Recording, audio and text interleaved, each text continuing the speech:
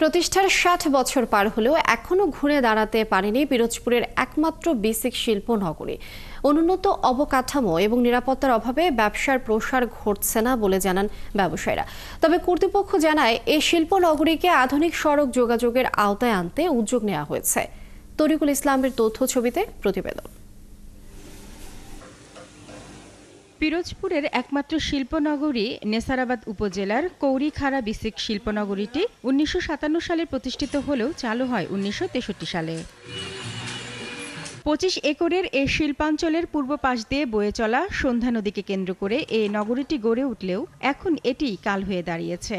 যে কোনো দুর্ঘটনায় চাইলেই নদী পার হয়ে আসতে পারে না ফায়ার সার্ভিসের গাড়ি। এছাড়া নদীর সংযোগকারী পাশের খালটি অবৈধ দখলের কারণে ভরে যাওয়ায় মালামাল পরিবহনেও সমস্যার সৃষ্টি হয়। বিগত দিনে ৫ থেকে ৭ বার অনেক বড় বড় অগ্নি দুর্ঘটনা ঘটেছে, কিন্তু ওপার থেকে ফায়ার সার্ভিস আসতে আসতে এপারে মানুষের হাজার লক্ষ কোটি টাকার সম্পদ পুরো ছাই হয়ে যায়।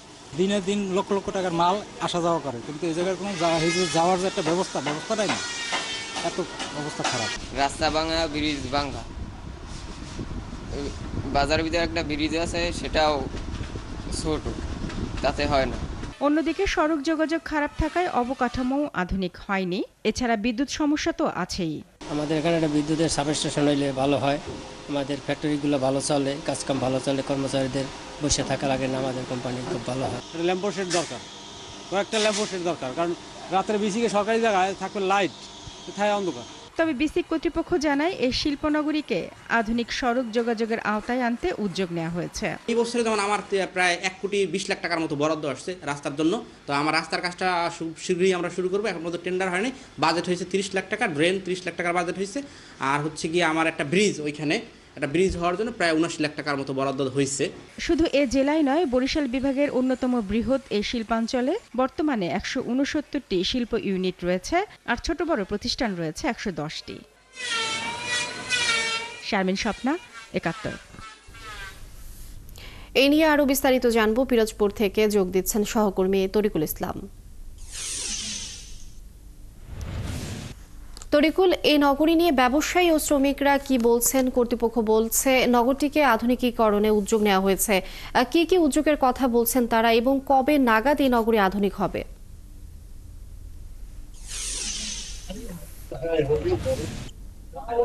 লিনি, আপনাকে ধন্যবাদ। আপনাকে জানিয়ে রাখি যে প্রতিষ্ঠাতা ৬০ বছর অতিবাহিত হলেও এখন পর্যন্ত আধুনিকতার ছোঁয়া মেলেনি পিরোজপুর নেসারাবাদের এই বেসিক শিল্প নগরী। কেননা এখানের যে অনুন্নত এবং অবকাঠামো যে সমস্যাগুলো রয়েছে, এটাই আসলে এখানকার এই বেসিক নগরীর একটি প্রধান সমস্যা। এছাড়া এখানকার যে রাস্তাঘাট রয়েছে সেগুলো ভাঙা এবং সরু ব্রিজ, সরু রাস্তার কারণেই কিন্তু এখানে অনেক ক্রেতা কিন্তু মুখ ফিরিয়ে নিচ্ছে। এখানকার যে একটি বড় সমস্যা সেটা হচ্ছে এখানকার যে ফায়ার সার্ভিস নেই, এখানের বিদ্যুৎ যে সাবস্টেশন সেটা নেই, কারণ প্রতিনিয়তই যে প্রতিদিন, এ কারণেই কিন্তু অলস সময় পার করছে এখানকার শ্রমিকরা রয়েছে। এ কারণে কিন্তু এখানের যে ব্যবসায়ীরা রয়েছে তারা কিন্তু আর্থিক ক্ষতির সম্মুখীন হচ্ছে। এছাড়া ফায়ার সার্ভিস না থাকার কারণে যে এখানে কিন্তু বিগত দিনে বেশ কয়েকবার অগ্নিকাণ্ডের ঘটনা ঘটেছে, সেখানে প্রায় এখানের কোটি কোটি টাকার সম্পদ কিন্তু এখানে নষ্ট হয়ে গিয়েছে এখানকার ব্যবসায়ীরা। এ কারণে কিন্তু কোনো ব্যবসায়ী নিষ্ঠ হয়ে গিয়েছে। এ কারণে তারা যে পরবর্তীতে আবার ব্যবসায় ফিরে আসবে এমন কোনো অবস্থা তাদের নেই। যার কারণে তারা আর এই ব্যবসায় ফিরে আসতে পারেনি। তাই এখানকার যে মানুষ রয়েছে, তাদের ব্যবসায়ীরা রয়েছে, তারা জানিয়েছে এখানে যদি একটি ফায়ার সার্ভিস দেওয়া হয় তাহলে আসলে নতুন করে উদ্যোক্তারা এখানে বিনিয়োগ করার সুযোগ পাবে এবং তারা আগ্রহী হবে। এছাড়া আমি বেসিক শিল্প নগরীর যে বেসিক কর্মকর্তা রয়েছে তার সাথে আমি কথা বলেছি। তিনি বলেছেন যে এবছর ১,২০,০০,০০০ টাকার মতন বরাদ্দ হয়েছে, অচিরেই ইসের মাধ্যমে বরাদ্দ হয়েছে। এই নিয়ে তারা পুনরায় এই যে ড্রেন রয়েছে এবং সরু রাস্তা রয়েছে এবং যে এখানে যে অনুন্নত অবকাঠামো রয়েছে সেটা টেন্ডারের মাধ্যমে অতি দ্রুতই এই কাজ শেষ করা হবে। এছাড়া এখানে যে পর্যাপ্ত যে নিরাপত্তা ব্যবস্থা নেই, এখানে কোটি কোটি টাকার মানুষের সম্পদ থাকার কারণে কিন্তু এখানে কোনো নৈশ প্রহরী, এর কারণেই কিন্তু এই সমস্যাগুলো আরো বেশি রয়েছে। এবং এখানে একটা মাল ক্রেতারা যদি ক্রয়ের পরে মাল লোড আনলোডের জন্য কিন্তু মহাসড়কের পাশে এটা কিন্তু একটা বড় সমস্যা।